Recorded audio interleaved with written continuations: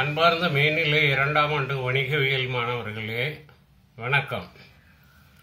மேல்நிலை 2ஆம் ஆண்டு வணிகவியலில் அத்தியாயம் 14 சந்தையிடுகை மற்றும் சந்தையிடுகையின் கலவை. சந்தையிடுகை மற்றும் சந்தையிடுகையின் கலவை. இந்த பாடத்தில் உள்ள குறு வினாக்களுக்கான விடைகளை உங்களோட பகிர்ந்து கொள்ள இருக்கிறேன். குறு வினாக்களுக்கான விடைகளை உங்களோட பகிர்ந்து கொள்ள இருக்கிறேன்.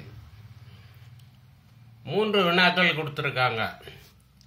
அதில் முதலாவது வினா, சந்தையிடுதல் என்றால் என்ன? சந்தையிடுதல் என்றால் என்ன? பண்டங்கள் மற்றும் பணிகளை உற்பத்தியாளரிடமிருந்து இறுதி பயன்பாட்டு நுகர்வோர் வரை கொண்டு சேர்க்கும் நடவடிக்கைகளுக்கு வசதியை ஏற்படுத்தும் ஒரு நடவடிக்கை சந்தையிடுகை ஆகும். பண்டங்கள் மற்றும் பணிகளை உற்பத்தியாளரிடமிருந்து இறுதி பயன்பாட்டு நுகர்வோர் வரை கொண்டு சேர்க்கும் நடவடிக்கைகளுக்கு வசதியை ஏற்படுத்தும் ஒரு நடவடிக்கை சந்தையிடுகை ஆகும். விற்பனையை காட்டிலும் சந்தையிடுகை மேலானது.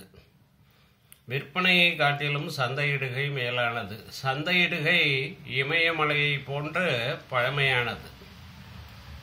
2வது வினா, சந்தையிடுகை கலவையின் வரைவிலக்கணம் தருக. சந்தையிடுகை கலவை 4 கூறுகளை கொண்டுள்ளது. அவையாவன பொருள் கூறுகள், விலை கூறுகள், விற்பனை மேம்பாட்டு கூறுகள் மற்றும் இடக்கூறுகள் ஆகும். ஜெரோம் மெக்கார்த்தி இவரை சொல்லியிருக்கார். சுருங்க கூறின் சந்தையிடுகை கலவை மூலம் நிறுவனம் தனது நுகர்வோர்களை குறிவைத்து அதன் மூலம் லாபம் ஈட்டுவதே ஆகும்.